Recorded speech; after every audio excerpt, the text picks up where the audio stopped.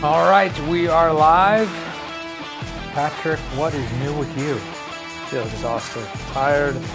Why? I don't know, I just haven't got a nap. I feel like I've been working all day and running up and down the stairs and just like going. Tell everybody at home how difficult your life has been today. I've been working on a photo-related project. I think I'm going to start a series on water. I'll just leave it at that. Okay. But it required filling up a fish tank over and over and over again. And that made you need a nap? I haven't had a nap. I wish I had a nap. You've probably been down here on the couch sleeping. I am talking crap, but I do take naps a lot. Why are people saying drink? Drank. They like to drink. We didn't have any issues today, did we? No. Everything seems to be working correctly. You want to get right into this first video? I mean, this is the biggest story. I can see you put the same clip in here that I did, right down here. Let's go ahead and play it. We begin at 5 with breaking news from Minnesota tonight. All 4 Minneapolis police officers involved in the death of George Floyd now facing charges.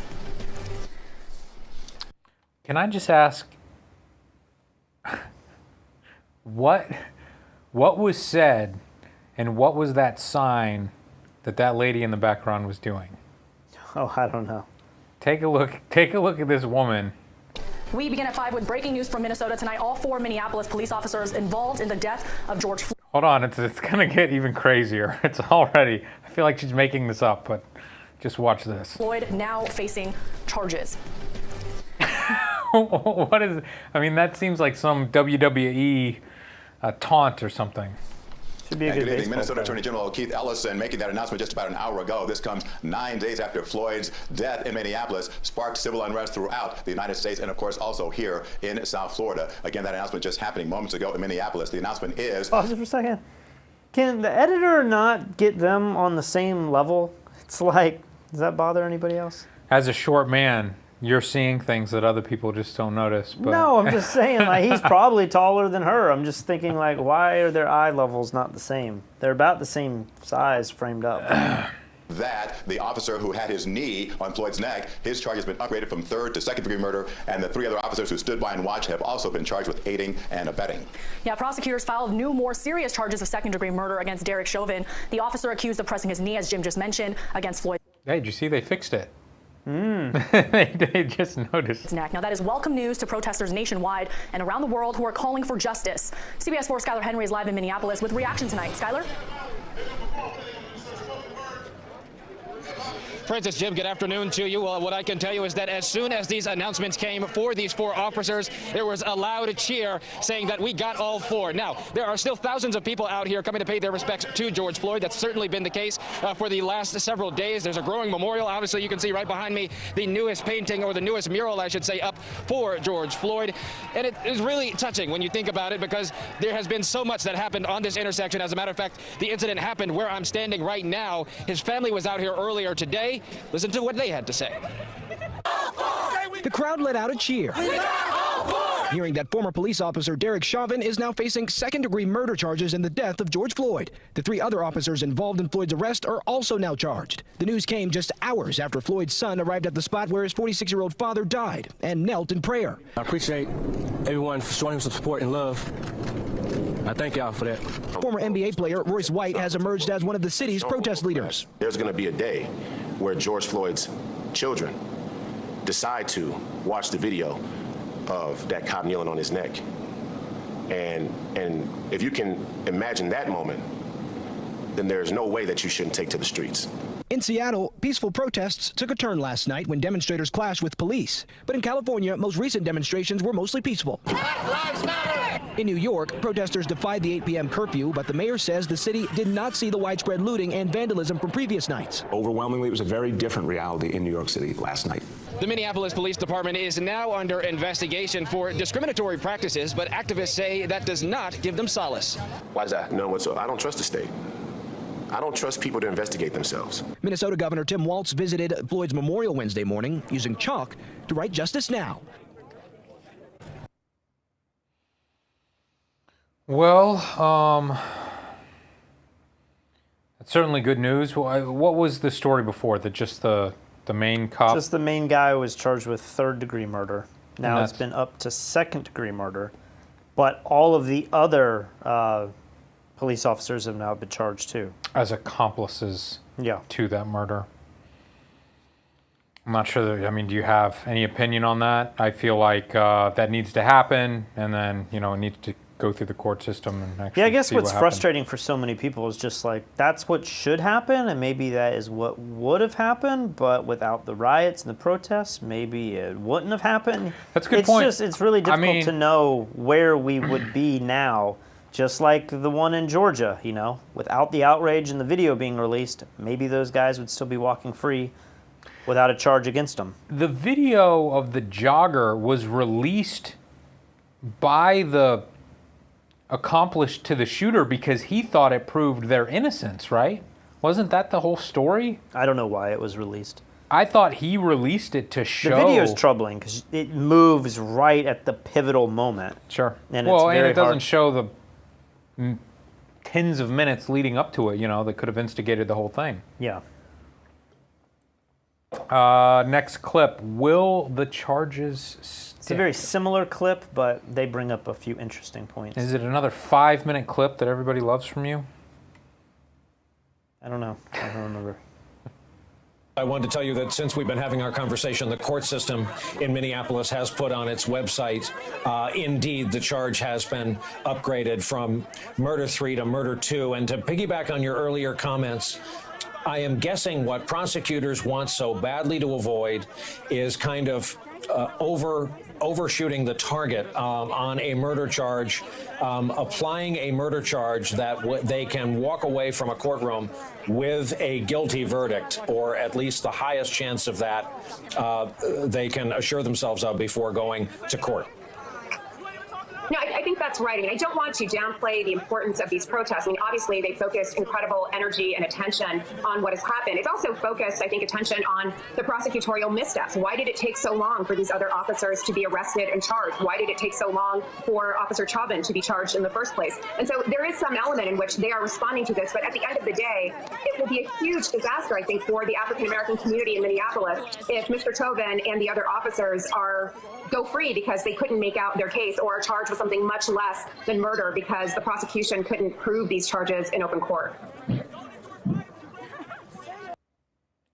Your clips are so long, you start sending text messages in the middle of them. No, I would like to know the difference between these charges, you know. Third-degree murder has a maximum sentence of, I think it said 20 years. Second degree goes all the way up to 40 years. So the time, third degree is 25, and second degree is 40. Is that a state-by-state thing? I mean, what? I'm seeing in my quick little Googling that it is different state-by-state, potentially.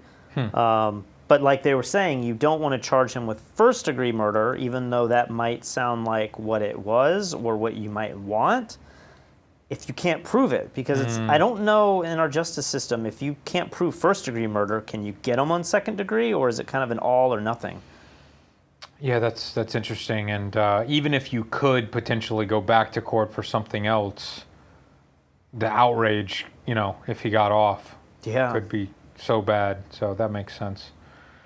Normally we try to keep things kind of in some sort of order, you know, so that we're watching videos that somewhat make sense with each other. We didn't have time before the video to put these in order. Well, you know what I did besides those two clips, because that was breaking news I feel like we all need to hear. Yeah. And then one other clip. Every one of my clips is economy and coronavirus. I did not look at any of the protests today, so I do not know what you have found. I got some crazy protest videos. I got some crazy protest videos from other countries, which has been really weird. There's this one viral video that we'll get to in a second that on Twitter, everyone's claiming it's from Sweden. And it's the cops, you know, beating up these girls and spraying them in the face with mace and stuff. Like, I don't know if that's actually Sweden or not. I've got another clip from Sweden that's incredibly peaceful, as you would expect from the Swedes. But we'll get to that in a second. Let's go to AMC going out of business. AMC Theaters says it has substantial doubt it can remain in business. The world's largest movie theater chain expects to have lost between $2.1 billion and $2.4 billion after closing. Is AMC Chinese owned or something like that? Isn't there some weird thing where some foreign country or foreigners own the biggest theaters in America and they had some monopoly or something going on? That I don't know. Okay. Closing locations across the globe. The company says its revenue in the first quarter fell more than $941 million, down roughly 22%. The company said Wednesday, even when governmental restrictions are lifted and people can start going to movie theaters everywhere, AMC is... I like that this girl, maybe this is her. Maybe she's a video game streamer. Why? It just feels like she's in her 22-year-old boyfriend's room, but she's dressed up and she's got the news anchor voice going on. But this is like a streamer's setup with a gaming chair, and then look at all the consoles and controllers behind her. And then what's that on the wall? Like it's medals, like jujitsu medals on the wall. Like, this is the total most guy room ever. I don't want to be discriminatory.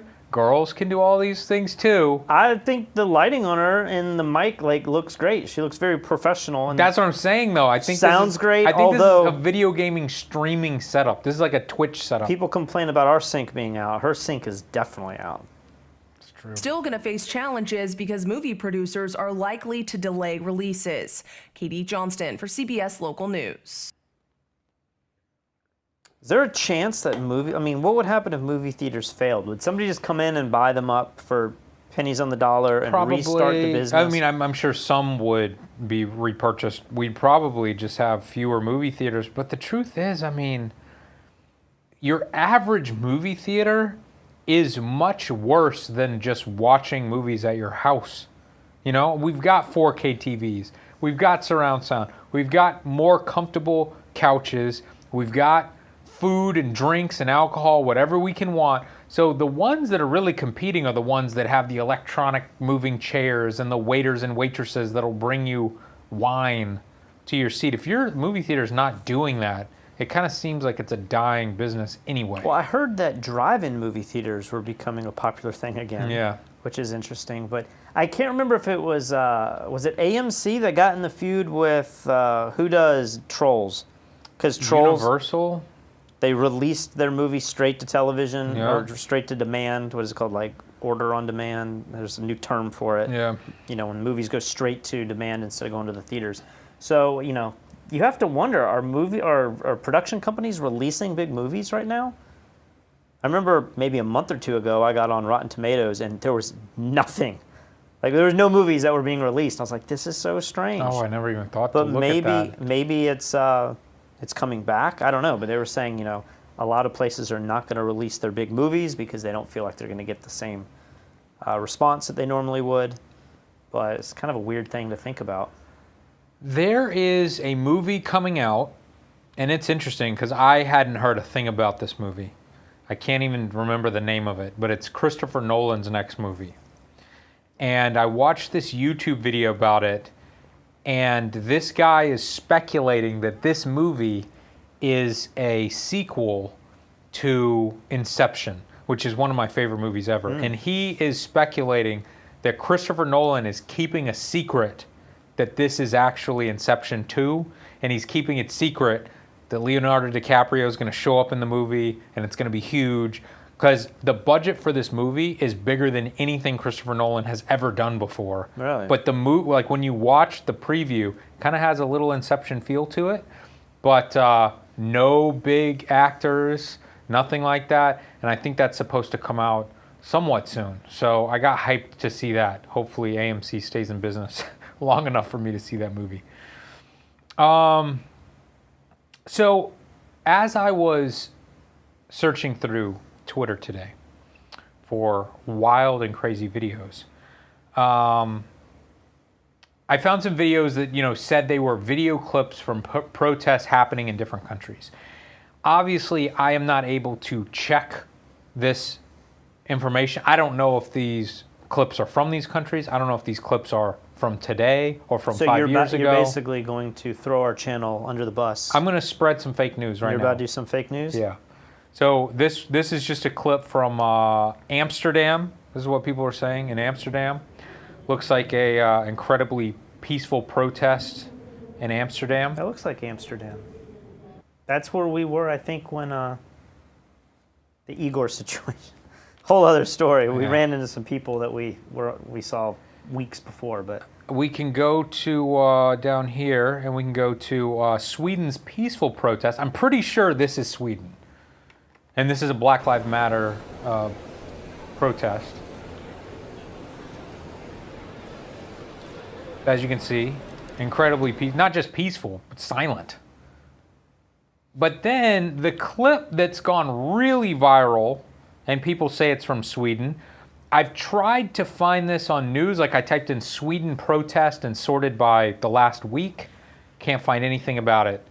Typed in Sweden police pepper spray. Can't find anything, which makes me a little suspicious. Yeah. But this is what's hot on the Twitters right now.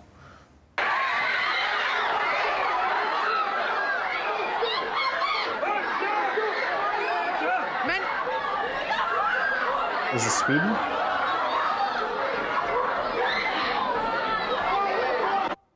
So that's what everyone claims. It certainly doesn't feel like what I think of as Sweden, but if anyone in our comments can confirm or deny if that is Sweden, that would definitely be interesting. And if it's up to date. I mean, there's a chance that some of these clips that we see of police brutality were from. Exactly. Yeah. People are, like that one that we showed the other day of which FBI agent or whatever. I don't know. It's not current, so it's not happening at this moment, but I still think there's like something to be learned from showing any video, of course, it reinforces but people can use old stuff to try to make a point that's irrelevant or whatever. People, I'm trying to think of recently. I've been seeing a lot about this. People will post something about coronavirus or whatever. Yeah. And people will be like, this isn't even COVID-19. They're talking about another coronavirus that causes the common cold or whatever, and they're using it as proof of something that's, not useful at all. What I've been seeing a lot in the last week or so, well, it's only been happening a week, but a lot of, I don't know if it's China trolling us, but there's been a lot of articles that are like, America, you should treat your riots the same way that you want us to treat the riots and the protests in Hong Kong. That you guys get so offended when you see the police show up and do a little bit of police brutality, and you have the guys with the shields and this pepper spray, but then look what's happening in your country right now. You guys are having very similar protests for a different reason, but, they look the same in some ways. And then your brutality might be, and your response might be way worse. I don't know that I'm seeing in Hong Kong, though, like buildings set on fire. Yeah, I'm not seeing looting and stuff in we showed some videos earlier because our eyes on China and Hong Kong. And, a lot of it was they were making a law that said it was illegal to play the national anthem. Or maybe the law was you can't protest against the anthem of China when it's played publicly. And, that seems so little compared to what we're protesting. But I think there's some valid argument in there somewhere to some degree. Like, how do we look at Hong Kong and look at them using pepper spray, and then we're doing that through our entire country? Yeah. It's a very similar kind of situation. Dennis says, not sure if you guys are aware that Shutterstock changed their whole payment schedule, and it's egregious. Could you please discuss it on one of your shows? I'd be happy to discuss it. You need to give me more information, though. I actually read about it. Okay. So Shutterstock, let's see if I can get this right. Shutterstock used to have like four or five tiers, and as you sold enough images, you would get bumped to the next tier, and then you would make a larger percentage. Okay. So I'm going to be wrong with the numbers, but let's just say you start off with 10%, which is crazy. You get 10% of your sales. If you sell 800 images or $800, I don't know what it was, you get moved to tier 2, and now you make 15%. I think you can get up to 40%, which is still pretty wild that at the highest tier, you're only able to make 40% of the money from the image you made, right? Well, Shutterstock just released a new model where basically it says the tiers still exist, but instead of hitting the top tier and now being in that tier the rest of your career, every year, come January, everyone rolls back to tier 1. So if you're used to making 40% and you're the most valuable person on Shutterstock, you're selling thousands and thousands of images a month, making them a lot of money. Every January, if you're used to making, let's just say you make $10,000 a month on Shutterstock, you could potentially drop all the way down and make $1,000 a month, whatever that math is, every January. So a lot of content creators and stock photographers are saying like, wait a minute, we've been with you from the beginning, and we've worked our way up to the top tier, and now you're telling us that every year we're going to have to go back down to 10%, and we may not hit 40% until mid-year, you know? So it's not just a hit come January. It's a hit for a significant part of the year until you can get back up to that 40%. You know, I did a lot of micro stock stuff right out of college, and I made a decent amount of money while I was in college and then soon after college with Shutterstock. That was, I was on a bunch of websites, but I made the most money on Shutterstock. I don't know. I mean, I can understand why people are upset, and I can definitely understand why people are upset if it's their main source of income. You know, for me, I would imagine I'm definitely on their top tier. I would imagine I'm still making money to this day. Like, I haven't logged into Shutterstock in 12 years. I should probably look. Maybe I got. You're not in their top tier though, but you think you got the top tier 10 years ago and you've been grandfathered in? Well, if it's what you just said, only 800 sales or whatever, like, I'm sure I have thousands of sales. I think it's in a month or something. I don't know how you get there, but. Well, the fact that I've had hundreds of images on their website for close to 20 years now. Yeah, I would imagine. Were you ever making, I mean, $5,000 a month? No. Like, I don't know what the number is to get to the next tier. I was probably at most around 1,000 a month, 1,000. 500 to 1,000 a month at the peak of my success. I always treated my stock photography income as just like free spending money. You know, it'd be like, oh, I got $1,000 in a couple of months, or now we buy stock a lot of times for f-stoppers and featured images and stuff. So I just go in there and it's like, oh, on Dreams Time, I have $800 just sitting in there that I haven't looked at. Yeah, that's what I would use. I would use a lot of my stock money to just buy other stock with it. All right. Here's a clip of an Apple store being looted. We've talked about this. You know that I think every Apple store in America is closed due to the looting.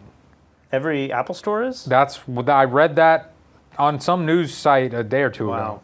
I don't know if they're still closed, but they had decided every single store is going to close because it's not safe. So look at how insane this is.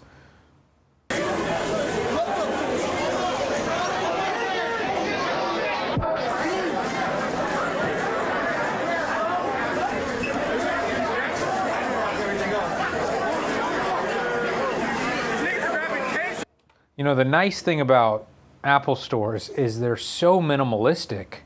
There's really not that much to destroy besides the glass. Yeah. They could be back up and running in a second. When you watch some of the other clips that we have of looting going on, I mean, they are destroying every aspect of the store. And Apple has come out and said, we just want to warn all of the looters that you are being tracked. They obviously know every single device that's being stolen. They have the ability to track them.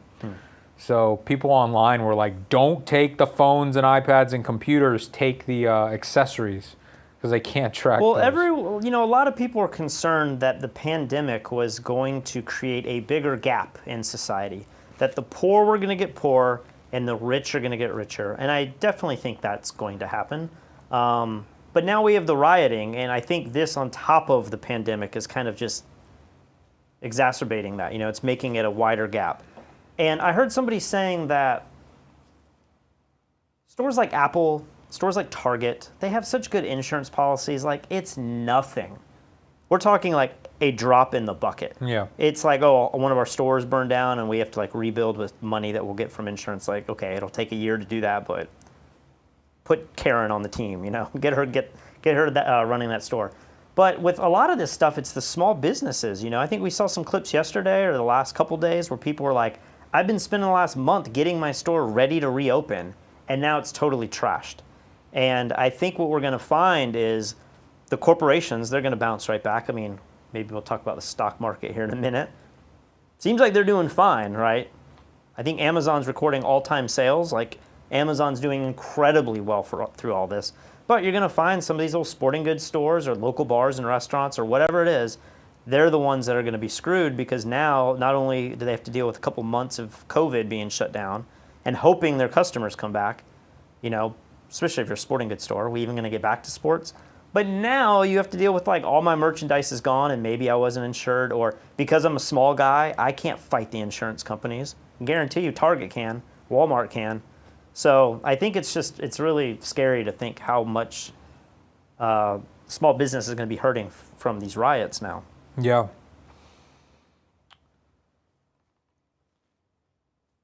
That is 29 years after the recession we had to have comes the one we couldn't avoid. Is Australia in recession today? The answer to that is yes. Josh Frydenberg didn't utter the R word, instead painting the grimmest of pictures. This was the Economist's version of Armageddon. In the first 3 months of the year, Australia's economy shrank by 0.3%, the first negative quarter since 2011. The year-on-year result, the weakest since the global financial crisis.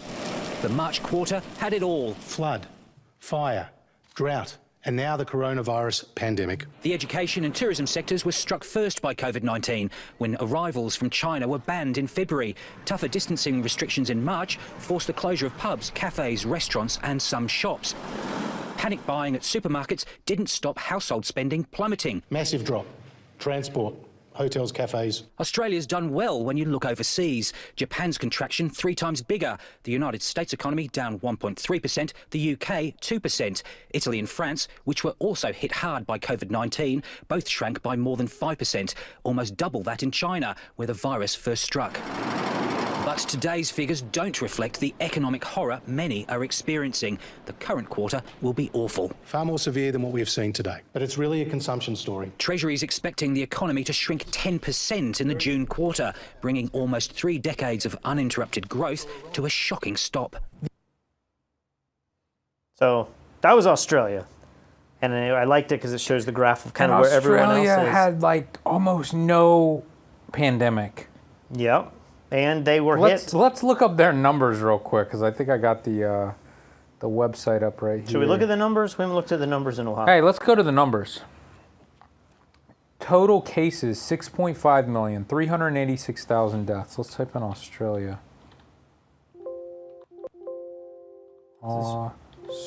Australia.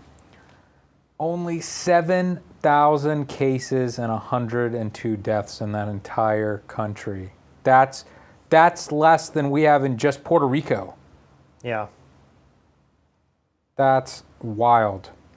And their economy's already hit. While you're here, one news story that I couldn't find a video clip for was that I think Spain has recorded 0 new cases yesterday or in the last 2 days. Okay. You know, Spain was hit really hard. I mean, they were one of the worst ones initially. So they're the 4th worst country right now. It looks like Spain has 1 death. Go to their, click on and look at their, I just want to see where their curves are going, because it was really good news. Italy was another one that apparently has had very few.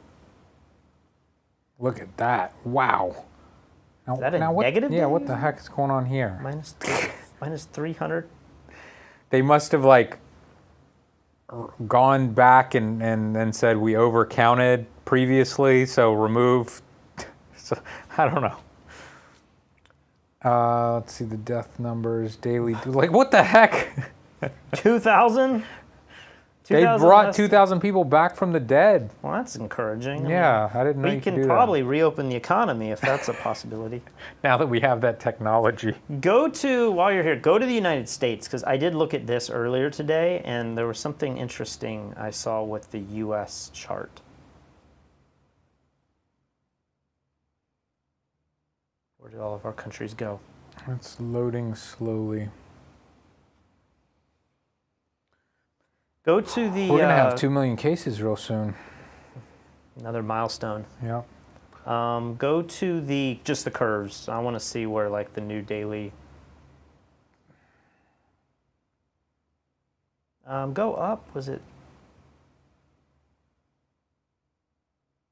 Keep going up. I don't know. There was one where it allowed you to see the different... and maybe it's that. Go down one more. to the deaths number. And then do like some of these averages. Do like 7 or 3-day moving average. That's kind of crazy. It just like does, maybe that's just reporting. Yeah, that's a weekend thing. If you go back up, go to the cases and do the same thing. I think this was the one right here. Do like 3-day moving average. I did one of these and it almost looked like it started to go back up in the last week. Like the trend line, yeah, it must have been the 7-day moving average. You can kind of see that it goes down and then at the very tail it seems to be going up. It did that a time before, back in April 23rd. But I just wonder what's going to happen, because I just feel like everyone's over this, right? And all of the news stories are set. It seems like all these countries aren't having massive outbreaks. Everything looks good. And I'm wondering what is happening. Is this a seasonal thing and it's too warm for the virus to take hold? Is it the vitamin D and we're all getting out of our houses and having just enough vitamin D to fight it? Why in the world? So strange. I mean, overnight, this went from the only thing I could read about on every news station to It's not on the news at all? cannot find anything about coronavirus anymore, aside from the economy's going to be bad and people are getting back to work. But you know, with social distancing in the back of our minds, these protests might be putting ourselves in danger. Yeah. I've seen 1,000 clips like that, but I haven't seen anything from doctors. I haven't seen anything about the cure. I haven't seen anything about like, oh, it's getting warmer. Maybe that's helping. Oh, it's getting colder in the southern hemisphere. It's getting worse. I don't see anything. And I'm not just going to news websites. I go on YouTube and I'll type in coronavirus and sort by today only. Yeah. And it's just nothing. There are videos, but just nothing of any substance, nothing worth talking about. And it's so you can go to the weird. coronavirus subreddit, and it's the same news stories like you said. I mean, I found the one about Spain not having a case for a few days, which they are reporting some cases. It was maybe no deaths, but yeah, 300 cases or something. So I can't make sense of why this story headline and article is there's no new cases reported, but then there are, and then you got the minus day. Maybe that was the day they picked and just called that a 0. But it's so strange, and it just makes me wonder, like, do we know enough to say, here's what happened, and we know scientifically what the virus is doing? Or, I don't want to say it was a hoax, but something's crazy. Like, we have to have some more information. You can't just have this, like, cliff and then, oh, let's just move on to the next story and we'll forget about it. I know, and if you look at these numbers here, and you can think back to the fear that we had back here in March. Yeah. Remember all this? Yeah. We were like, oh my God, like we are all going to die. Can't get on a plane. No way I'm traveling. Yeah, and you know, it's just too much to even go outside. And then look at the numbers that we just had now. This is a 7-day average, 22,000 new cases, and we were freaking out when it was like, oh my God, 2,000 cases this week. Yeah. My God. It's 10 times more. Yeah. It doesn't make any sense. And then when we reached the peak and we were like, oh, you know, like here we reached the peak. We had 33,000 cases in 3 days, you know, at the worst possible day. And now 21,000 and it's totally fine and no one cares anymore? Yeah, I don't know what to make of it. I mean, my gut keeps telling me. My gut 3 days ago kept telling, before all the riots, my gut was like, we're going to open up and it's going to get worse. But now I don't know. Like, it'd be nice if it doesn't come back. But if it doesn't come back because it's summertime, then we really are looking at like a second wave scenario where cooler weather, shorter days, people going inside must cause something. You know, there's some correlation there, right? Well, I would like some explanation. I have a clip here, if we can find it. I didn't number these. Go to the Fauci clip. He's not really in this clip, but... saying that any one of these vaccines may not last or be as durable as... Dude. Her lighting?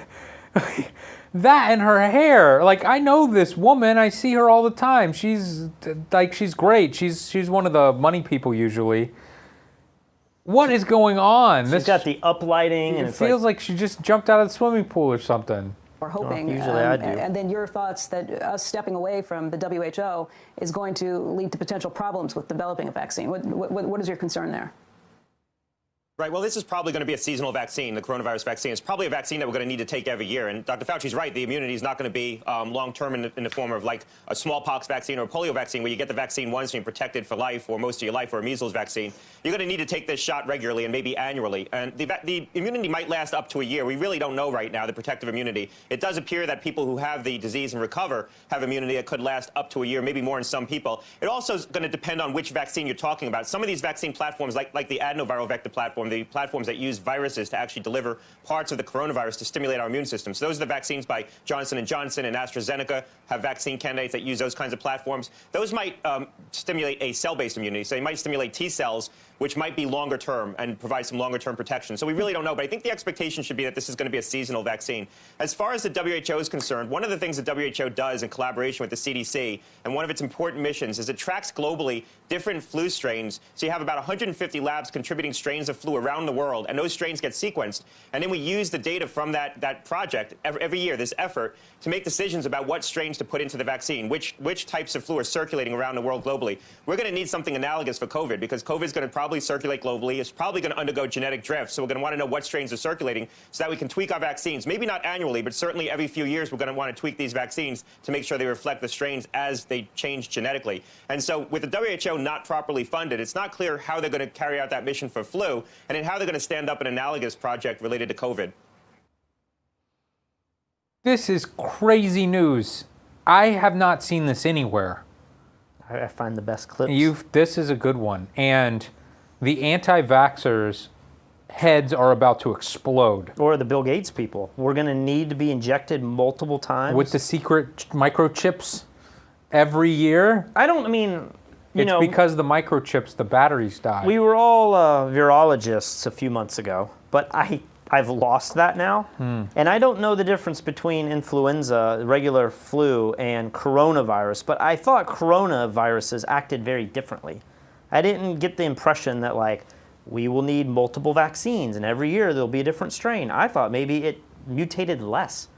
Influenza mutates quite often. But then we also know that we have different strains all over the world. They do basically the same thing. Maybe some are a little more deadly than others, but genetically they're very similar. But now that we've quarantined everyone down, I think we've pretty much locked in these different viruses all over the place. So maybe he's right. Maybe we're going to have to say, like, if they mutate in the next 6 months and become genetically different enough, maybe we will need multiple vaccinations. But it just makes me think, like, man, now if we're having coronavirus fatigue and some of these stocks are going down that are developing these vaccines, but that's the future. Maybe this is now the dip to, like, get in early with the medical stuff, because we might be dealing with this for years. Where does it make you think at all that there's nothing you can do? It's like running from the flu virus. Sure, you can take a vaccine, but it may not work. Maybe you'll catch it before the vaccine comes out. Maybe you'll take the vaccine, but you get a different strain of it. Maybe you'll take the vaccine and it'll work this 6 months, and then you'll get another strain of it in 7 months. Yeah, I mean, potentially. I mean, that's certainly the way it makes me feel. I don't think this thing's going away. But I mean, obviously it has gone away. Congregating a couple weeks ago was illegal, and now it's almost being pushed by every news channel in the world that it's not just fine, but our duty to go outside and congregate to be a part of this movement. Well, there was a news story where Sweden's head chief epidemiologist, I think he's come out and said this before, but there was a headline that basically said they admit that they made a mistake in the way they treated it. But that's the way they treated it, is just let's all go out and get it. But I wonder why they think they made a mistake. Is it because their numbers are so much higher? He said in hindsight we should have done a better job of keeping it out of our retirement homes. Yeah. But people take that as like proof that, aha, they wish they could go back and not do this and they were wrong all along. That's not what he's saying. He's just saying in hindsight we could have done better. Every intelligent person in hindsight could do any aspect of their lives better. And I think it takes a great, confident leader to be able to admit when you made a mistake or you could have done something better. And I think it takes incredibly compassionate and understanding citizens to not jump all over that guy. Can you imagine if Trump said, like, we made some mistakes at the beginning, but we did as good as we could? I mean, every news channel and every Trump hater on the planet. It would be Biden's #1 attack Exactly. for the whole Yeah, rest of like, you made a mistake and even you admitted it. And it's like, that's so stupid. We should be able to admit, of course, like in hindsight, we could all do things better. But in our political climate, you can never admit that you're ever wrong. It's very frustrating. You have had more, my grandparents all passed away when I was younger, but you've had more grandparents that have been in nursing homes.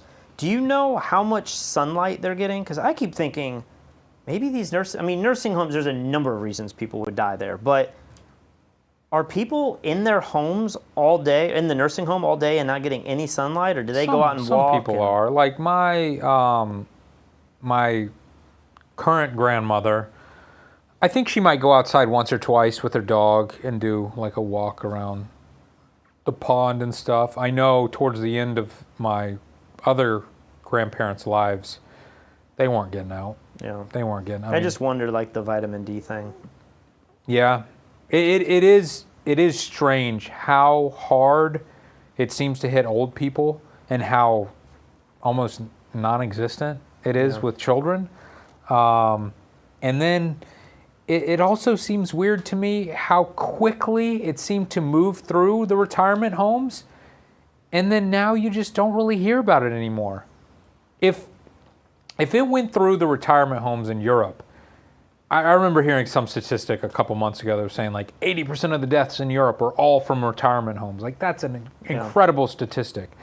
If that's true, then wouldn't you expect the retirement homes that haven't been hit to eventually be hit in the next week or month or 6 months? They'd be on super lockdown. Yeah, but like my grandmother's place, somebody got it.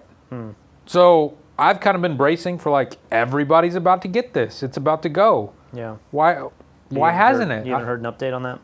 They just, like my grandmother's just like, oh, it's fine. Like he had a mild case of it. That's what she said. So, I don't know. You know what the nursing homes don't have, though? What's that? That frozen semen. That's true. So that might be a part of it. They're not getting their sperm. That's in true. the nursing homes. That is true. The reality is they probably get it more than we like to admit. You have taken this for a dark and troubled turn, Patrick. All right, we still have a lot of videos. Yeah, we do. So, do you know where we're at? I think we're here.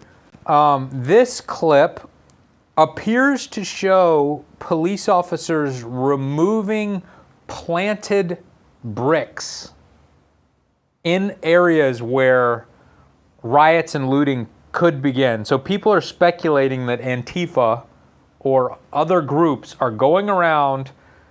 You know how we saw the video of a week or so ago with the pallet of bricks? A week ago, like 3 days ago. Sure. This is like boxes of bricks that people could carry.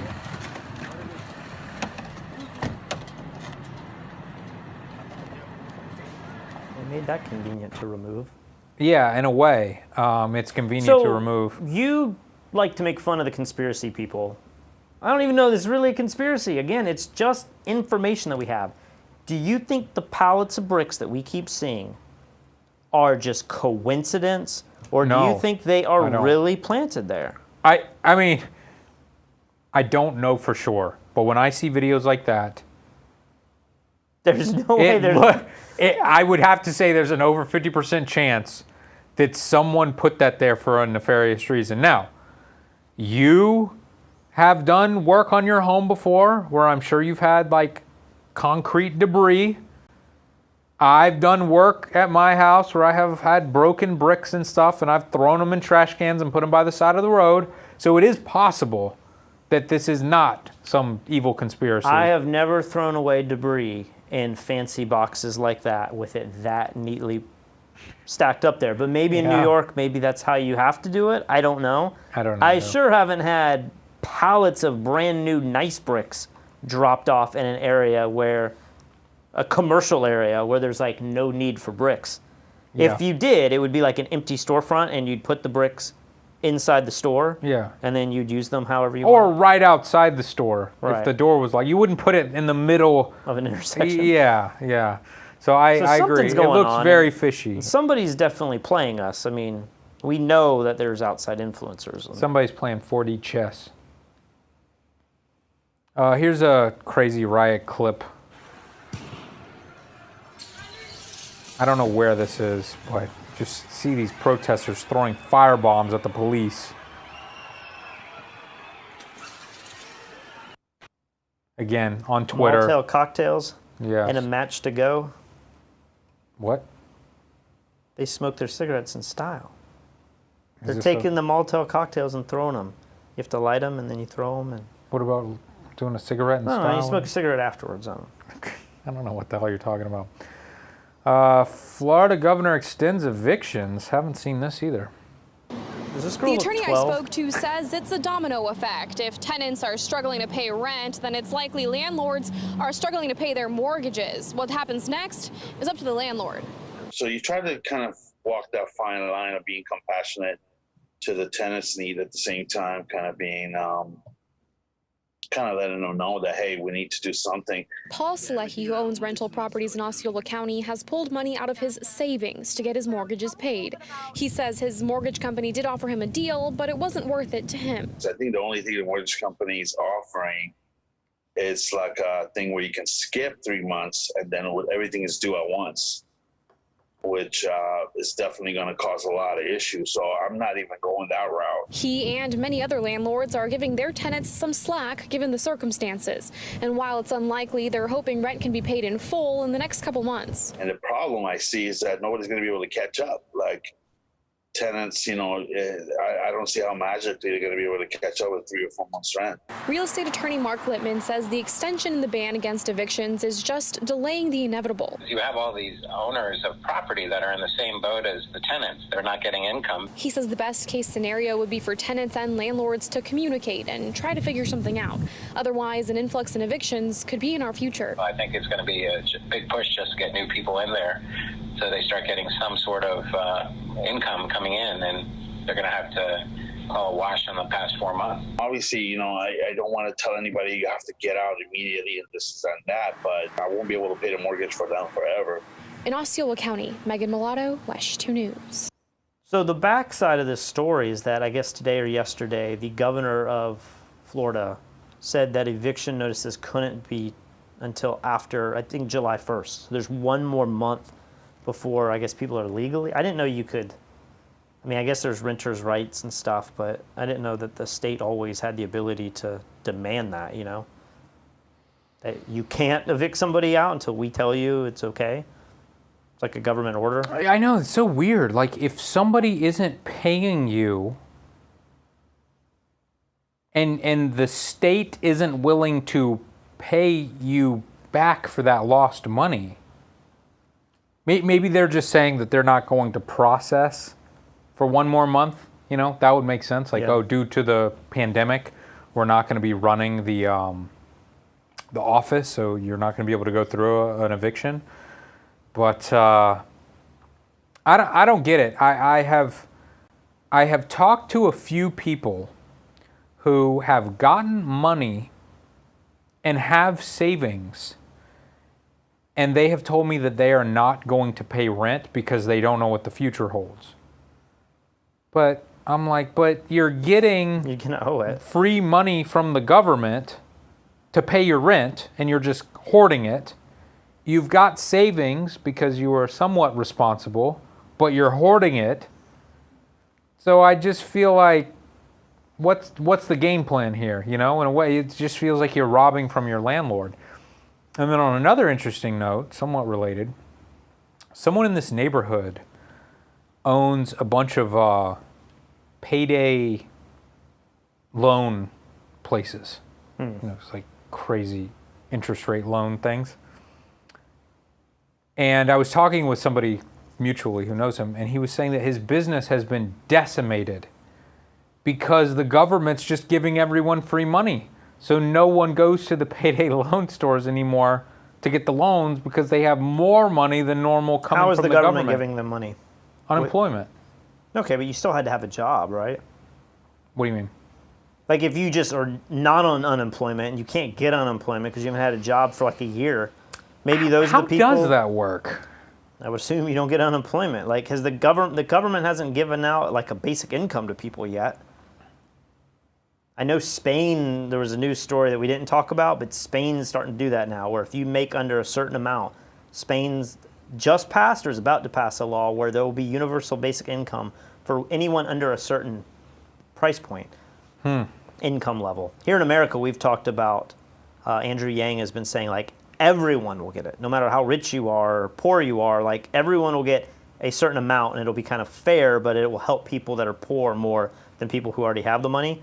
But Spain is like, we're not going to do that. We're going to say if you make less than $20,000 a year, you will get $1,000 a month or whatever it is to supplement your income. It's crazy. But I don't know that everybody's able to do that. But if you don't have a job, would this guy's company give people loans on that? If you don't have a job at all, that seems like an unwise business. I don't exactly know how the pay. I mean, it's in the name, payday loan. So it sounds like you have to have a job and you have to show you have income, and then maybe you're just getting some advance with some outrageous ripoff of an interest rate. And people in the comments do not like your friend's line of work. He's not my friend. They're all like he's payday just, he's loan an acquaintance. garbage. But yeah, I mean, payday loans, from what I've heard, are like the most outrageous ripoff ever. But at the same time, it's like it's a service. People are going into this to get the money. It's not like the payday loans are tricking people or going door to door and convincing people. It's like people are going in and saying, yeah, I'll put up my car or whatever it is to get this loan so that I can buy. But there's a lot of dumb people in America. I mean, I was a dumb college kid who was, they had the predatory behavior with the credit cards. It's like, we've already gotten you in the schools, and you or your parents are paying an outrageous price to go to school, but like, let's now have Discover show up and you can get a credit card, it's responsible. You're at the right age where you should get a car, Yeah. There's certain people who don't understand how money works, and they should not be. I feel like that's the fundamental thing that we should be teaching in high school. I know. You shouldn't. I've said this for years. You should not graduate high school unless you know how compounding interest works, that you know how interest in general works, you know how to buy a car, you know what a mortgage is, you know what rent is. Taxes. I wish I understood taxes today. Yeah. I still don't understand taxes today. It drives me crazy every time There's like a list of like 10 things that every American needs to know how to do. I don't think you should graduate college until you like pass that course. Right. Maybe that was like civics or one of those courses, economics, but it's not taught there. Let's see. Saw Scott tell me 28.5% for the gap this week means that that's ridiculous, or that I got to put money to work in these so-called reopen trade because that's where the money's now going. Okay, so to answer that question, it's about risk assumption. And let me begin by saying this. The S&P... Can I just say, our children will look back on these videos and this time and see everyone wearing these AirPods. It looks so dumb. And I remember when Apple came out with these and everyone was, mocking them because, oh, it looks like you got Q-tips in your ears or whatever. But then I guess they're just so good and so convenient that everyone still bought them anyway. And then now it's almost like a status symbol or something, Everybody has these things. But our children, this is going to be the most ridiculous looking thing humans have come up with, because hopefully in the next year or two, Apple's going to be able to cut the Q-tip part off and it'll just go in your ear. Yeah. Like we have that technology. Like musicians have the in-ear monitor. Yeah. It looks like a hearing aid. It just pops in. Yeah. It's like a little thing. There are other earbuds that look like that. Don't necessarily see them at all. Right. It's just crazy that people wear this on TV. Order to date is up 19%. If I look around the world, Germany, Australia, and the Nikkei are all up more than the S&P. Why is that? Is there a condition that's unique to each of those countries of the United States? Absolutely not. We're in the midst of a liquidity melt-up. That's clearly what this is right now.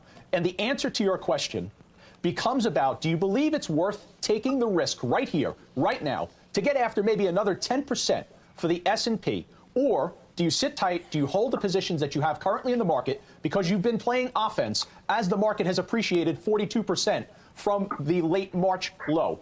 That's the question. And the answer to that for me is you sit with what you have. You do not assume more risk in this environment. I don't care if I don't add to my positions and I miss out on another 10%. I'm still in the market. There's still too many unanswered questions. And this goes back to what we discussed in January, Scott, when you asked the question, if COVID-19 came to the U.S., what would happen to the markets? And we said you'd get more liquidity. We'll be OK. And that's what you've gotten.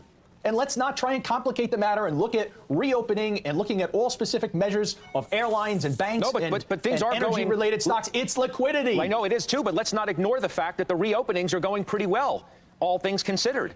There is a pickup in business in this country. I mean, let's bring in... Right. And Scott, I'm sitting in Long Island. There's not one business that I know of that's open right now. But I know, but Joe... Looking through only what's happening in New York and the surrounding tri-state area doesn't give you maybe the most accurate view of what's happening in America. There were other states that opened far sooner than New York and New Jersey. Long Island was just recently even getting back on its feet in terms of being open. There are other places in this country, if you see the pictures and hear the stories and look at the accounts, et cetera, that are on their way of getting back to business. I'm not saying getting back to normal. I'm not naive. How much longer is this clip? All right, we got a little bit of time. It's crazy to me to see the swings in people's mood and their outlook on business and the stock market and everything swing as a group, you know? And when this all started going down, I had been preparing for a crash for years anyway. So I was like, oh, it's going to be really bad. So I was expecting it to go down, and it did. As it was going down, I'm watching every day all these money shows. I'm on all the forums. I'm on Reddit. I'm reading every comment. Everybody is like, this is going to decimate. Short. It's getting worse. And yeah, like, oh my gosh, look at all the money I'm making with my shorts and my puts and all this stuff. And it was like that for weeks, maybe months. Yeah, it was like that for a couple weeks. Was that it? Maybe a month max.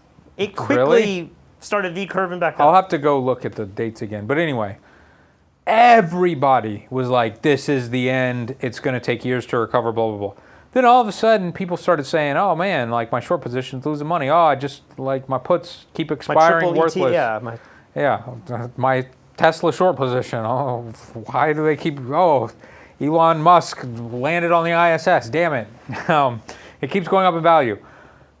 And everyone's opinion, I watched it happen daily.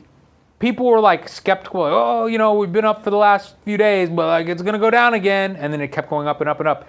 And everyone's opinions shifted from like, oh yeah, it might take a little while, but it's definitely gonna go back down to, I don't know that it's possible we can go down anymore. I think we went down way too far because we were afraid of this virus, and now we've seen that it's not that big of a deal. But really, the only thing that matters is cheap money. And as long as interest rates are at zero, then the economy will never crash. It's impossible for the economy to crash. I would say the majority of people I talk to believe that. And maybe they're right. Maybe I am wrong.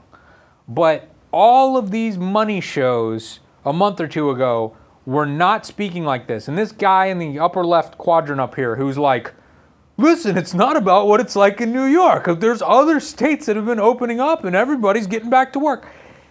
That cannot be true.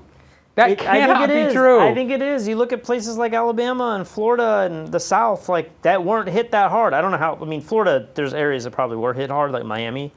But a lot of states weren't hit that hard. And a lot of people are probably coming out of this saying, like, this has been a hoax. This wasn't that bad. I know. A lot of people, I agree with all that. Where they are hurt is, just like my parents, they're hurt where they had to shut down because the government mandated that they shut down, state by state. Yes. And they said, we're behind for a few months. Now, if you're getting unemployment or you're getting PPP money from your employer, maybe you aren't behind. And if they can keep rolling this on to where you won't get fired, and you keep your job, I mean, is there a chance that a large amount of people actually won't be affected by this? Assuming the virus doesn't come back, assuming that we're not too far down below this bubble that, like, there's more damage coming. I don't see how it's possible. It seems like the clearest prediction I've ever made, that you cannot shut down the world economy for 2 or 3 months and then just come out and everybody's fine. I mean, we're seeing what's going on. We're seeing AMC is going bankrupt. We're seeing all these stores and companies that we know. Hertz is going bankrupt.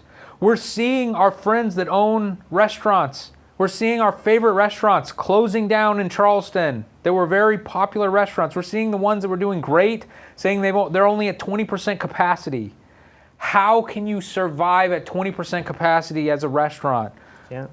It doesn't make any sense. And so these guys that are just like, oh, it's fine. I mean, we're coming out of this, everything's good. And even if there's not a single coronavirus death from now on, there's freaking protests and looters and stuff going out every night setting stuff on fire. Well, as we've seen on these shows, especially early on when the crash happened, a lot of the stuff these people say isn't what they truly believe.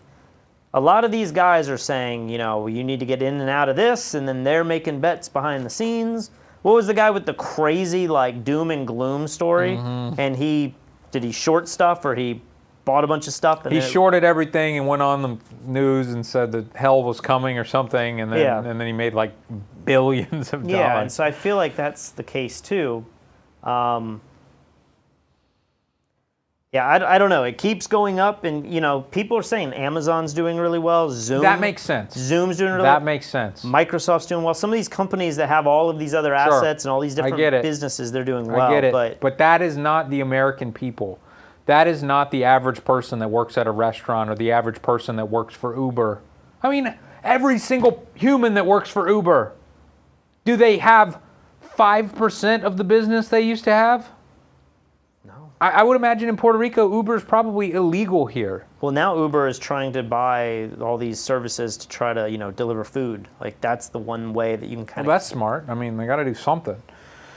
Let's finish this. About where we stand. But there's a reason these kinds of stocks continue to go up, and it's based on more than just liquidity. As the market as a whole is, look, right now, okay, we are back. The Dow's up 43.5% off of the lows of March 23rd. 43.5%. The Nasdaq's up 46%. Would we be anywhere close to that without liquidity? No. But at some point, you have to say that these stocks are going back up because the reopening seems to be going okay.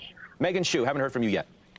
Yes, I think the reopenings are a big part of it. Another thing to think about, you've made the great point, Scott, I think that you have to take it state by state. The reopenings are going to be lumpy. They're going to be lumpy by state and region. They're going to be lumpy by demographic groups. They're going to be lumpy by industries. One thing that does give me a little bit of cause for optimism is some of the data that we're seeing out of China and Germany and other parts of the world that are a little bit further ahead of us on this. Now, every economy is different. They have different policy responses and different labor market rules and whatnot. But looking at open table bookings for restaurants in Germany back to pre-COVID levels, that's encouraging. What? How is that possible? I mean, that's if, like, people felt comfortable. Like, that's not even considering if we lift up the rules, but you lift the rules up and say, everyone you can pack out your restaurant now. Yes. You still need the public consensus to be like, I'm willing to go. Like, I think your wife was saying, I don't know that I'm ready to go into a restaurant yet. Yeah. And I'm like, yeah, I feel the same way. Like, maybe I could eat outside the restaurant, like a table of just us and everyone's really far away, but like, I don't feel comfortable going into a bar, mingling with people shoulder to shoulder. I mean, that might be the most interesting stat I have heard throughout this entire pandemic. How is Germany back to pre-COVID levels of restaurant dining? That makes no sense to me. I mean, we just saw videos in Wuhan, and they're not back to, I mean, they have crazy systems where you have to, like, take a number, and they bring the food out, and everybody's wearing a mask and picking the mask up and taking a bite and putting it back down. Like, it's not possible to have masks on and be at pre-COVID levels of restaurant dining. That doesn't make any sense. I don't get it. I want to be wrong. I think it probably sounds like I want a crash. I do not. I want to get back to my life. I want to be able to go back to Disney World and not wear a mask. I want to be able to go to jiu-jitsu class and not feel like I'm going to die or I'm going to get yelled at by Patrick.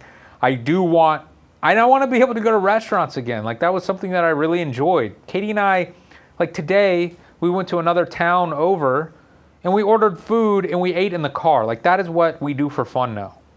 Yeah. You like have a picnic in the back of the truck. And it sucks. We've done this for 3 months now. I'm ready to eat in a restaurant, but no one in this house will eat in a restaurant with me. I'm not even sure the restaurants are open here. People are saying there's a big earthquake that just happened. I don't see anything yet with not here, but like in Yosemite, I think. Really? All right, let's finish this. China services PMI between 53 and 55%, depending on which indicator you're looking at. That's encouraging. So I agree with Joe. If you're in the market, I think it's important to stay invested. If you're looking to put a big chunk of new money to work, short term, the market does look a little bit overbought to me. And I think you're probably going to get a little bit of a better entry point simply because so much optimism is priced into the market at this point. When they say it's all liquidity, do you know what that means? Does that mean people have money, cash in hand, that they need something to do with it, so they're putting it in the market?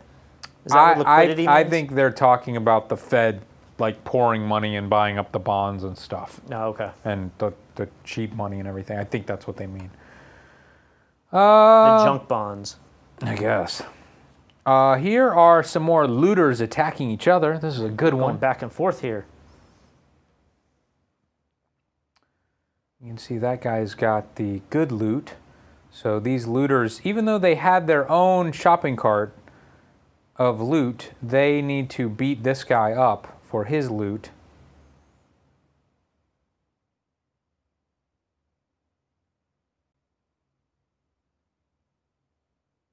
And somehow, that was it. After they just beat him up, they were like, all right, you can go now. One news story that I believe you closed the night with last night, or woke me up, that was the first thing I read, that I was interested in, was the tweet from Meghan McCain saying, like, I'm looking outside my apartment and it is a war zone out there. And then some other commentary person like tweeted back and was like, Meghan, I live in the same building, stop making false lies. I just walked outside, everything's fine. But then I see Noam Galai, who we had on our show, who goes out and takes pictures, and he's like, I'm not stepping outside, it's crazy. It looks like we're in a war zone. I know Manhattan is huge, but I wondered, I was trying to figure out if I could find where Meghan lived. Because if you knew where her apartment was, you could then see what the news stories were in that part of town. And then you could see, because I was wondering, maybe it was a war zone and the other girl calls her out, but she's wrong. Maybe Meghan's completely lying and the girl called her out and was right. But I just saw Noam and a lot of people being like, I cannot believe what New York looks like right now. This is insanity. I feel like I'm in a war zone. Noam's, I don't know if he's been to war, but he's served in the military. He's Israeli. So he knows what crazy stuff looks like around the world. The other thing that I failed to mention, and I probably should go back and look at this, he sent me an email days ago, and he was saying that protesters are targeting photographers and videographers and threatening them on social media. So depending on the images that they're taking and stuff, maybe if you're taking pictures of looters or rioters, some of these people are threatening the photographers and then stealing the cameras and stuff from the photographers. He had a lot of info, and I meant to talk about it that day, and then I forgot. So maybe tomorrow we can talk about that. We read all these super chats? No, let's get caught up. Thanks for the super chats, guys. Photog Mike says, what if the tenant put the money in an escrow account? It shows intent to pay. That should work for both parties. I guess, but what is the point? I mean, you are living in the house. So you have to pay for that service that someone is providing the house. So let's say you put the money in the escrow account and then you go like, you know what? I don't want to stay here anymore. You still stayed in the house. Like, you owe the landlord the money for the time you stayed in the house. So I don't get it. And then Mike says, brick futures are where it's at. That's true. Or glass, if you could invest in glass repair. That's true, too. Darren says, Vegas is closed. Got to bet stocks. I mean, I was asking you this the other day, because a lot of people say that. Do you think the people that like to go to the casinos and just pull the lever and they would even get the same kind of satisfaction having to learn the stock market? I get that in some ways it's gambling, but I feel like it's not as quick. Games, well, just Vegas and games, board games and machine games are just such a different thing than the stock world, you know? Yeah, but when you start doing those like crazy out of the money puts and calls, it can be like gambling, and you can do it over the course of seconds or minutes and hit big or lose everything. I mean, isn't there a way to gamble online anyway? Like, they shut down all the online poker, but there's ways to do that now, right? Especially with Bitcoin and stuff. You can't gamble. I'm sure online. There's ways, but the average person can't. Yeah, I think it's difficult, and you know, they might rip you off and they might take your money. It's like the only legal gambling that we have is stock market, so there is some truth to that. Here's some more looters.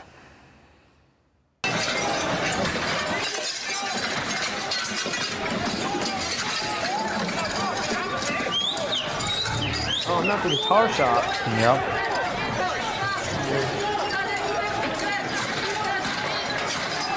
ES335. Do you really recognize something in that?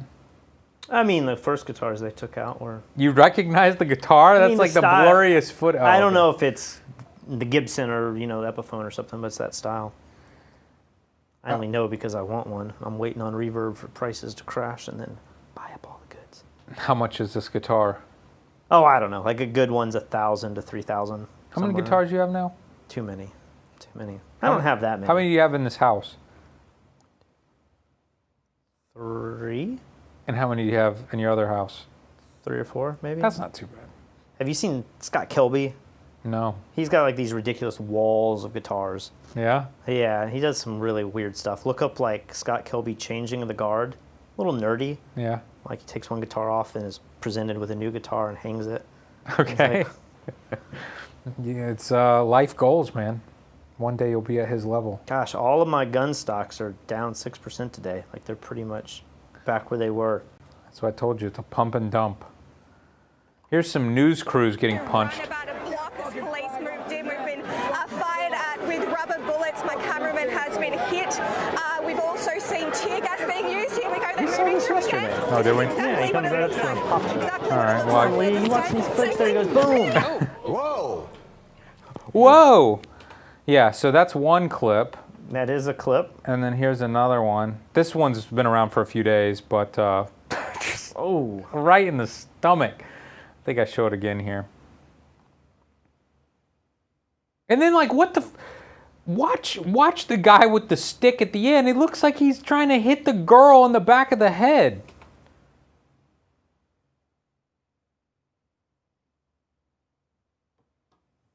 No, I gotta go to the beginning. Watch this swing right here. Like, it seems like the most egregious. Like, what was that? Why do you have to hit him? I don't understand. Police brutality, bro. I think it was. Yeah, what happened? Is B&H good? People were talking about B&H.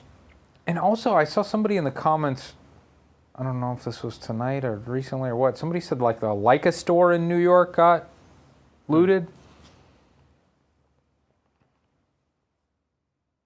An Oklahoma State linebacker has tested positive for COVID-19 after attending a protest in Tulsa. Eamon Ogbongbemiga made the... This is interesting because, you know, this is what, like I said, every news clip is about, like, are we going to get a wave with these protests and lack of social distancing? So this is the first time I've actually heard of someone saying they went to a protest and then they got it. But the protests haven't been going on that long. So it's interesting. I think the backstory was maybe this guy. What's his name? Amen Ogbongbemiga. Yeah, for sure. I think he was quarantined pretty well. Like, he feels confident that he did not get it before the protests. But who knows? Like, you know, you could go to Walmart and think like, oh, I only go to Walmart once every couple weeks. Yeah. Maybe you got it at Walmart. Announcement on his Twitter account on Tuesday, adding, please, if you're going to protest, take care of yourself and stay safe. The Cowboys linebacker was one of 30 OSU players, along with other coaches and staff members who were tested upon returning to campus on Monday as part of the university's first phase of athletes coming back to campus. I keep wondering, like, are schools going to go back in session? I mean, I thought the consensus was they may not, but I don't know that we've made that decision yet. And if we're opening up and we feel like everyone's not getting sick and the virus has disappeared, like, maybe we will reopen. And then are we going to have football? Like, that's the biggest thing with college. And it's like, I can't imagine they're going to open those stadiums back up. And would they have football without a crowd? I can't imagine that either. I mean, we're seeing it with the UFC, but it's so weird, you know? Yes, it is, but maybe it's better than nothing. I mean, yeah, it's better than nothing. I mean, I'll still sit watch some football with no crowd. Yeah, maybe there could be interesting. You know, maybe you'd be able to actually hear what they're all yelling at each other and stuff. Add an interesting element. I wonder if you could sell like 30% of the seats. Maybe the ticket prices would be cheap. Maybe they'd be ridiculously expensive, but it'd be like people all over. I guess you still coming in and out of those stadiums. It's kind of impossible to avoid. A big announcement from the Pennsylvania Turnpike. Cashless tolls will remain in effect indefinitely. That means about 500 fare collectors and other toll workers will lose their jobs. The Turnpike went cashless back in March as a precaution due to the pandemic. The agency says travel has dropped by 50% and toll revenue by $100 million. The Turnpike says a change will also keep everyone safe. Customers will move through the lanes at posted speeds without stopping. Their toll will be assessed to their EasyPass account, or a toll-by-plate invoice will be sent in the mail if they do not have an EasyPass account. The job losses will begin June 18th, and the commission said some health benefits will remain in place for 2 years. This is one of those jobs that I wonder, how has it not been replaced? Like parking attendants, when you go into a parking deck or a lot and you have to pay to park, and I'm like, maybe you have to have someone there because the machine never works. I know, they just need to make the machines work. But like tolls, I could see like you need one person on the far right, and you have to pull over and renew your pass or pay in cash if you're visiting. But all of the other, like there's no need to have a person there at all. Maybe people get up there and then stop and realize I'm in the wrong lane. And then this happened to me once where I tried to pay with a credit card or something, and they were like, the credit card machine is not working. And then all these people pulled up behind me, and we had to get everyone to back out. It was a big nightmare, and I was like, just lift the gate and let me go. Yeah, if your machine's not working, like it's your problem, not me. I have the money. But it was a nightmare, and it was here in Puerto Rico, and I'm like, it's that long bridge in San Juan, and I was like, can't speak Spanish, and he's like, it doesn't work, and then cars are behind, and I was like, this is insane. Just lift up the gate and let me go. I don't have cash, but anyway, I just thought that story was interesting because some people in my investing group were talking about that specific story, but then I was like, shouldn't that job go away anyway? Like, it just seems like an unnecessary job. Why are we paying somebody potentially $15 an hour to sit in a booth and just like see money thrown at them, you know? Yeah. Well, speaking of Puerto Rico, we have been wondering, would there be Black Lives Matter protests in Puerto Rico? Do Puerto Ricans, I saw Dominicans trending today. And I guess Dominicans are known for claiming they are not black. And everyone else is like, you are black? But I was having this conversation with Kristen, and I was like, Puerto Ricans, there's definitely black blood here, right? Maybe 30% of Puerto Ricans consider themselves like... Robert was telling us this. You know, he's like, some people are black, and then other people are Spanish, and then others are kind of Caribbean or Latina. It's so, yeah, it's the racism in Puerto Rico is kind of like yesterday, is so confusing. It's very difficult to figure out who you're not supposed to like, you know, as a racist or whatever. You're supposed to like everybody, Lee. Thank you, Patrick. Thank you, hero. But I have conversations often with the guys in my jiu-jitsu gym here, and because they will make comments about black people or black girls, but then they will also make comments about themselves being black. And I'm like, do you consider yourself to be black? Because some of the guys in my gym look more African and others look more Spanish. You know what I mean? And I'm like, you don't consider yourself to be black, right? And they're like, yeah, I'm black. I'm like, but you were talking about black girls yesterday. And they were like, well, when I say that, I'm talking about dark-skinned girls. I'm not talking about like a different race. I'm just saying they have darker skin than me. And I'm like, but you're using the same term to mean two very different. It's incredibly confusing to me. They seem to know exactly what they're talking about. Well, and I've learned this too, is that with black skin, I mean, there's a hierarchy, and like lighter black is viewed different than dark black, but I don't feel like we have that in white culture. There's not like, maybe you're like Conan O'Brien white and you make jokes about I can't go out in the sun, but it's just you're white, you know? There's no element of like how white are you? Yeah. So I see where it's kind of confusing. But yeah, I don't know if Puerto Ricans consider themselves black. We're also like in the Caribbean. Everyone in my gym they do claims they're black. Yeah. Who am I to tell them they're wrong? So what's about to happen here? We have protests? Yeah, protests in Puerto Rico. As I have proven with past videos, I feel like the Puerto Rican people are the greatest protesters in the world. They have unlimited energy. They have the guillotine back? They brought the guillotine back. They have been the most peaceful protesters I have ever seen. They have been the happiest protesters I have ever seen. So this was going on today. And this is for Wanda, our governor? No, I think I think this is for Black Lives Matter. That's what it said on Twitter. Okay. I could be wrong. Maybe this is... Man, you've really gotten into the Twitter. Like just to find protest videos. I'll never use it again.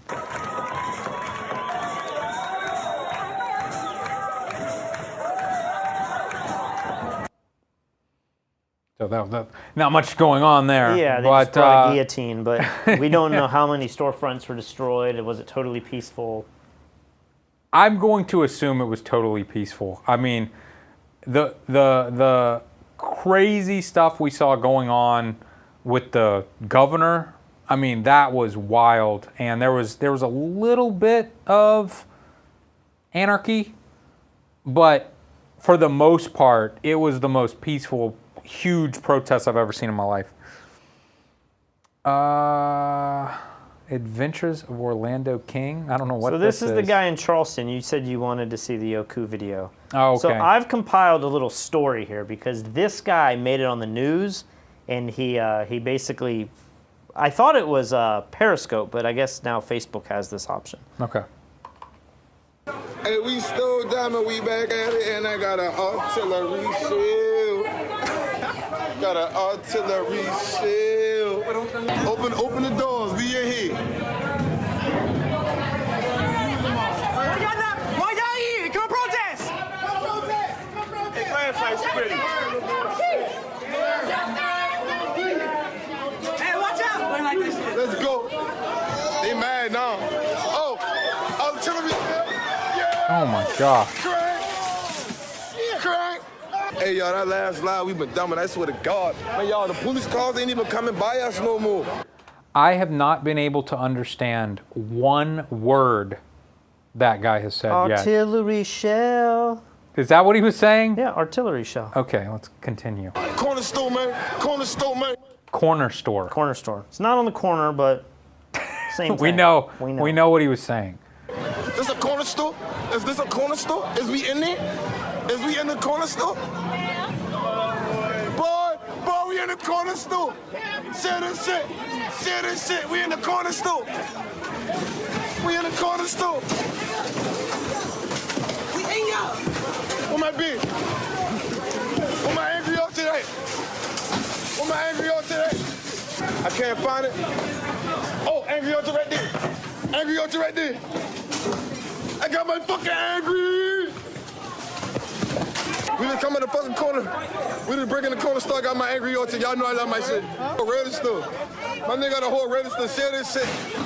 Say this shit. Let me get my child. This is Prohibition. You know that bar. Say this shit. Yeah, this is so insane to see this happening in I mean, they're taking the our cash register and hometown. just smashing. Yes. And I still cannot understand what this man is saying. I mean, this guy is in prison, right? I mean, he's literally filming himself breaking the law again and again and again. He has videos like this, 40 minutes each, of just going around. How stupid can you possibly be? Man, we in the bar. This all fucking bar. Thank you. You know what I'm saying? Because we got plenty of people down here who've been supposed to be heard and need to be heard. You know what I'm saying? So if it had to happen with a riot, so be it. I know they're paying attention to us right now. Not just me. They're paying attention to everybody right now. You know? So right down fucking Rebound Road. You know? Hey.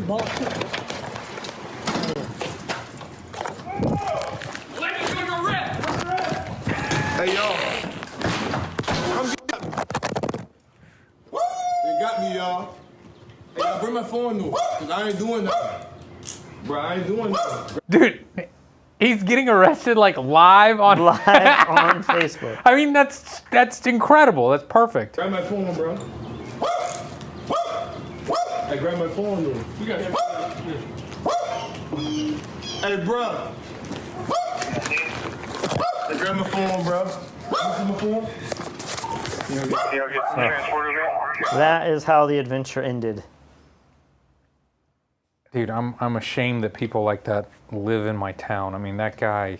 Well, it was beaming North Charleston, and through Facebook they could triangulate exactly where he was going every night. Because every night he would get back on Facebook Live in the same position right in front of his house, smoke some cigarettes or whatever, talk about the day. And it's like, at one point in one of the clips I saw, they like had him on the news. And he's like, I'm on the news. And the news was playing his little clip. Oh my gosh! Yeah. My gosh. I cannot fathom. I mean. But you can. That's it. That's what fathoming looks like. People were saying, and I was thinking this too, like, I think that was his dog barking, but I kept thinking it could have been him just being like, whoop. Man, you got me, man. I didn't, whoop. But I think it was his dog barking. Dude, that montage you made right there is amazing. I know, I should put that up on, because like that should be its own video. That will go viral. It's the whole story. Well, I don't know where to put it. You may need to include the part where he sees himself on TV. That seems like an important piece of the puzzle. I don't know that it was that exciting. I think it was like a picture on Facebook, and it was like, I'm on TV now. Like, it wouldn't have fit in that montage the way you think it would have. But so, gosh, what our a friend dumbass. Keith from Charleston sent me that, and he's like, Orlando, that's the guy who stole packages off your porch. And I was like, no, his name was Charles. Still don't know what happened to him. I pressed charges, and cops were like, we'll let you know when he goes to court. It's been like a year now, I think, right at a year. You know, I keep getting phone calls. It's like, he has been released from jail. And then 2 days later, he's back in custody. And he's been posted bail, and he's out. I mean, this guy's been in and out of jail like 7 times. I haven't gotten a phone call recently, but I still haven't gotten the call about going to court. And what happened to the guy who stole my pressure washer that was at your house? They busted that guy, and because I made a police report, when they caught him selling drugs, I don't know what he was doing. While they raided, I guess when you raid a house like that, you have to document it so that they can't claim things happened, you know, and things were stolen. When they went back and looked at that video, they saw the pressure washer in the corner of the room and was like, there's somebody downtown who is looking for a pressure washer, and he wound up somehow, somebody took it to the pawn shop. That part of the story, I don't know how that happened, but they were able to say that pressure washer was the one found in that video. So is that guy in prison now? Like Probably for something not. else, right? No, they're probably out. I thought he was going to jail for like domestic abuse or something maybe, crazy. Maybe that guy did have something crazy, but. All right. UK riots going on.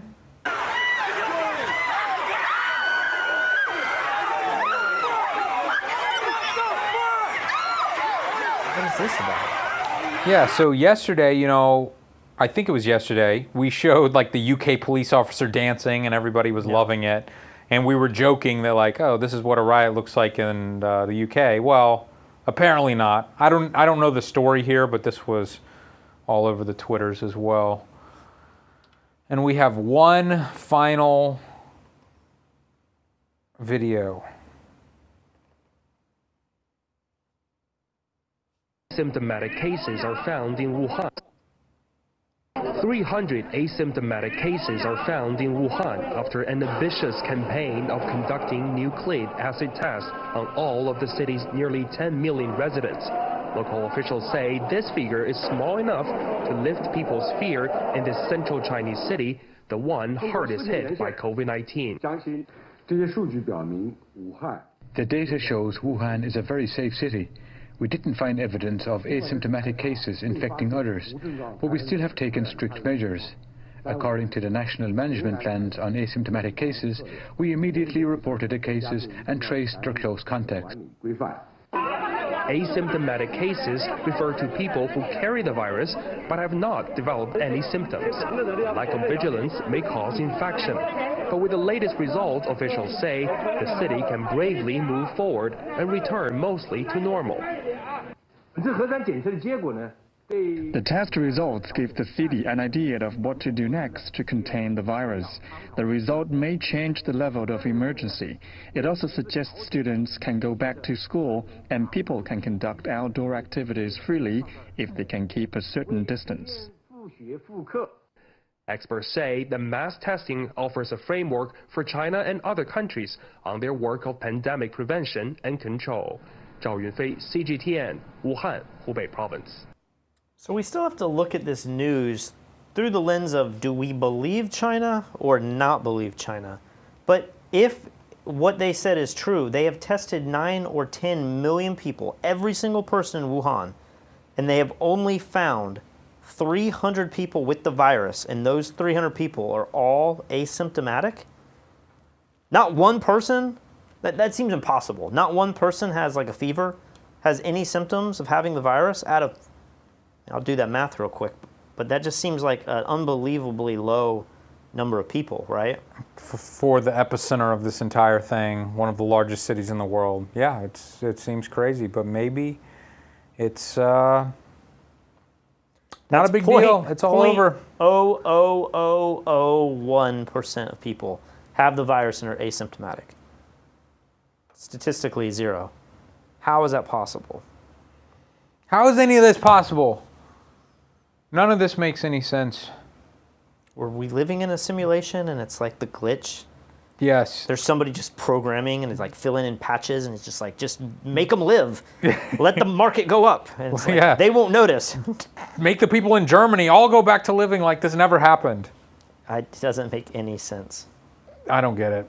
Well, this is the question that I have for you, but for our readers as well, especially if you're in the United States. Do you get the vibe that the riots and the protests are declining, or do you feel like things are getting worse? Maybe I asked you this last night. I don't know if this is like deja vu right now, but I'm wondering, are things getting better or are some cities getting worse? You know, there was a cop that was killed you talked about the other night, trying to stop looters, and he was shot and he just bleeds to death. You know, black cop was killed. Yep. We have children that are being shot. I mean, there's been multiple deaths now. I mean, are we over 10 people that have died through all of this because of being trampled or beat up or shot or whatever? Are we getting out of this? Or, I mean, I feel like I'm already getting riot fatigue. I feel like that kind of happened a little quicker than coronavirus. I was a little more interested in coronavirus for a longer period of time, but yeah, maybe I'm also just trying to get on with my life. It feels to me like it's dying out. I mean, when I go to the Twitters and I scroll and I'm watching the videos, and the videos aren't quite as insane as they were the day before, and then all of a sudden I've already seen the top videos from today and it's showing me videos from previous days. I'm like, it seems to be kind of dying out to me. I think the cops are getting stricter with the rioters and the looters and stuff. Yeah. And so a lot of the footage that I saw from today was perfectly peaceful and in many cases totally silent protests. Well, it's because it's during the day. It's like at night they come out. That's true, but the most viral videos are always the craziest, you know what I mean? And there were more viral videos 2 or 3 days ago than there were today. Well, the question I had for you earlier off camera was this idea that some people, including a lot of my friends, are very upset, friends on Facebook, some of these people I don't know, they're very upset that Trump did this photo op in front of a church holding a Bible, and that outside he's using force to like suppress the people and shoot them with pellet gun, rubber guns and all this stuff. But I'm wondering, is that Trump's doing, or is that just the local police deciding what they want to do? Like, Trump isn't pulling the strings maybe with the National Guard, kind of. This is the question that I had was, when you see LA police or New York police doing a certain agenda, we're going out and we're stopping rioters. Is that Trump or is that the city saying, we're not going to allow this in our town? When the National Guard gets called in by, I guess, the governor, and the National Guard shows up and starts patrolling and like locking down, is that our president or is that the mayors and governors of the cities doing that in the states? When you see stuff happening in D.C., is that Trump or is that, I don't know what D.C. is, it's like a district, you know, but like whoever's in control of D.C., is that or is that Trump? Like, I don't know where the lines are drawn. Obviously, Trump has been using rhetoric that makes it feel like we're going to lock everything down, police-wise. But he's had that same rhetoric with coronavirus, and many people would say, like, he doesn't have the ability to do that.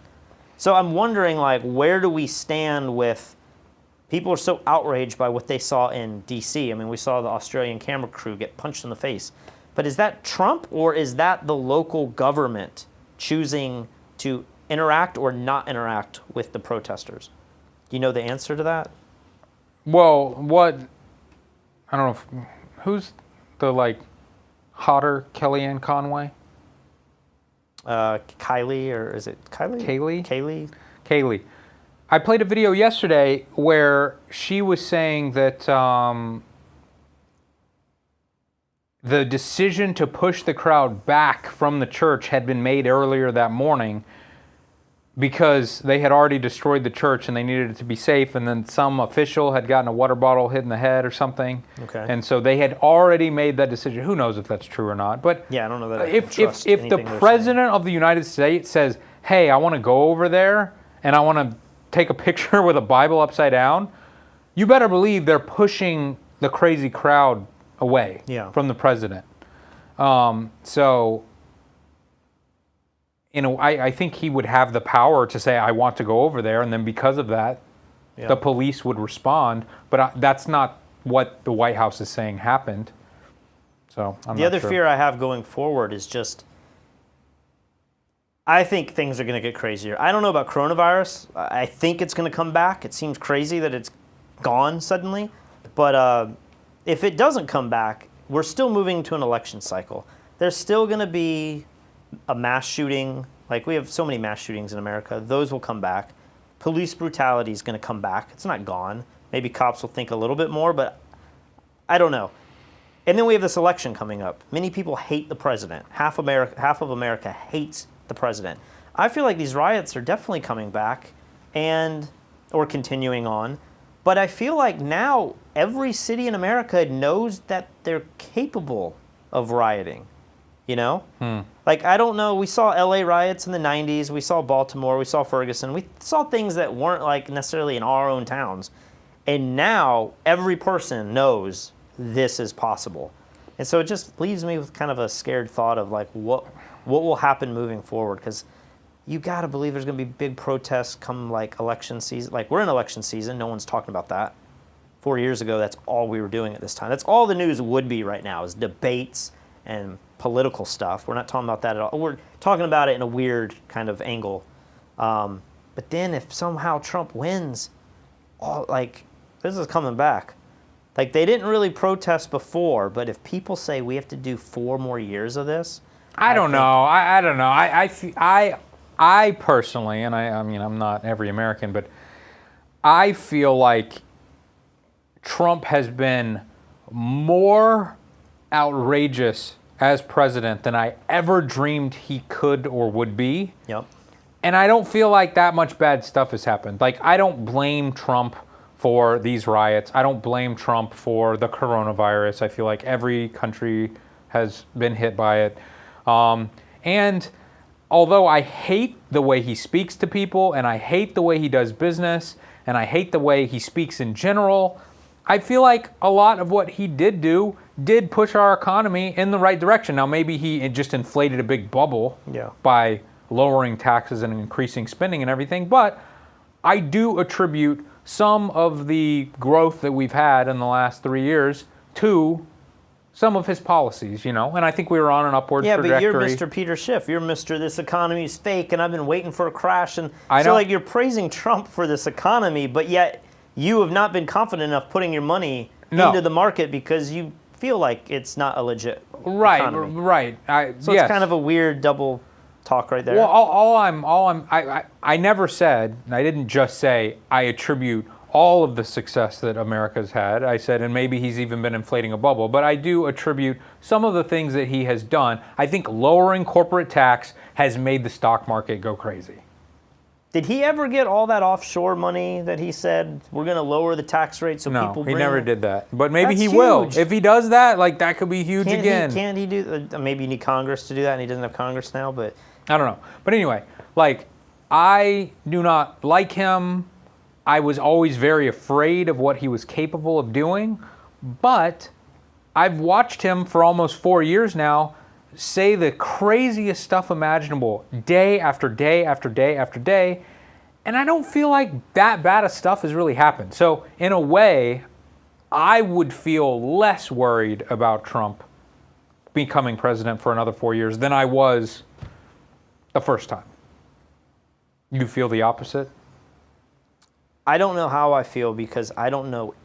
I know very little about Biden. I mean, I know Biden with Obama, and I know those were like heavy war years. You know, we had Syria, we had Libya, we had drone strikes. Like maybe we still have drone strikes, and I don't hear about them. Trump's obviously done some really bad stuff in the Middle East too, but like, you know, that side of the Democratic Party. I'm not talking about Bernie Sanders. I'm talking about Biden, Obama, Hillary, Bill Clinton, even the Bushes. Put the Bushes in there. That whole last like 25 years of government in the United States has been a lot about war and creating more conflict in the world where people like us less and less.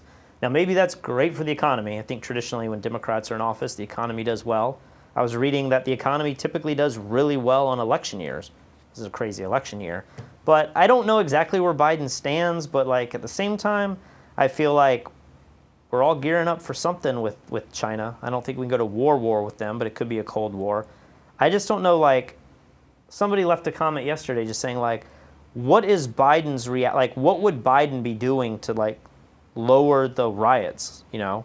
And it's almost like he just won't say anything because he knows, you know, that there's no real good answer to that question. Right, that's the thing. I mean, you know, like I have been suggesting things like let's create body cams that upload to the cloud to some third party, and you're like, no, easier said than done, and blah, blah, like you don't understand the situation. And so it's like you give a suggestion and you still get crapped on for giving a suggestion when race is potentially involved. So I can see why Biden's like, maybe I should just keep my mouth shut right now, let Trump pose with the Bible and send crazy tweets. Well, he just had the "you ain't black" statement literally right before. Right, yeah, and he's like, I can't I'm be seen talking about this anymore. I'm just gonna like wear the black mask. Yeah, I don't think I would be that worried about Biden. You know, I won't tell you who I will vote, or I mean, I can't vote, you know, but I don't know that I'm that concerned with Biden, but I feel like taxes have to go up on both sides. Trump and Biden, we have to raise taxes to pay for all this craziness.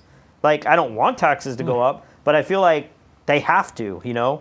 There's no other way around it. I feel like we have to start cutting welfare programs and stop spending government money. Like, we have to raise taxes and cut spending, which is the most unpopular thing you could possibly do. Yeah. But I don't see, like, we have to do that. And raise interest rates from 0. Yeah, we should raise those up. We have to do like really, really hard things. Yeah. I don't think either of them, I mean, I think Biden will raise taxes. I don't think he'll cut spending. Trump, being Republican, should be cutting spending, but we've seen he's increased spending more than anybody too. So like, I don't think either one of them are capable of doing it. Just like Americans aren't capable of quarantining themselves for more than a few months, I don't think the American public can handle tightening our belts, stop spending, and be taxed at a higher rate. I don't think we could do it. But it feels like that's the responsible thing to be doing. Yeah. But I don't know. Logan says the lizard people delivered the bricks. Potentially. Elvis says federal areas in D.C. are controlled by federal bodies, including U.S. Parks Police and Secret Service. A.G. Barr ordered the push of peaceful protest. Yeah, he was the guy who got the bottle thrown at him, right? Kevin says, I would like to have Lee's email. I have an interesting video for him to watch. I'd like to have his view on tomorrow's episode. Kevin, instead of me, Kevin's got a really good profile picture, so I imagine Kevin is a photographer. Kevin, just send me a private message on fstoppers.com. Find me there and just send me a private message. I promise you I will see it. Why can't I vote? Because we're bona fide residents of Puerto Rico. That's right. And in Puerto Rico, we're not a state, so we do not have the right to vote because we are residents here. Anything else you have to talk about, Patrick? I don't think so. I was dead tired when I started this episode. Now I'm fired up. Fired up. I started watching Uncut Gems, I think it's called. Yeah. Last night. This movie, it's this Adam Sandler movie. This is the most intense movie. It's just, you cannot breathe. Every second of this dude's life is falling apart, and it's just like, it's so hard to watch, but both Katie and I are into it. But last night, I was like, I'm never going to sleep. I have to cut this halfway through, and we'll have to finish it tonight. So I'm going to go finish Uncut Gems. We missed the super chat. Carl Hancock says, did you see statements from General Mathis? If not, you definitely should check it out. Not sure if it was mentioned earlier in the podcast. I saw something on Twitter, like he apparently came out and deflected and said, like, I'm against Trump or something. I saw him talking, and I saw the headline that said that, distances himself from Trump or whatever, but then I just watched him speak for a long time, and nothing was ever definitive, so I didn't record the clip. Maybe I should look more into it. All right, guys, remember to subscribe to our new YouTube channel, F Stoppers Live. We will see you all tomorrow. Play us off, keyboard cat.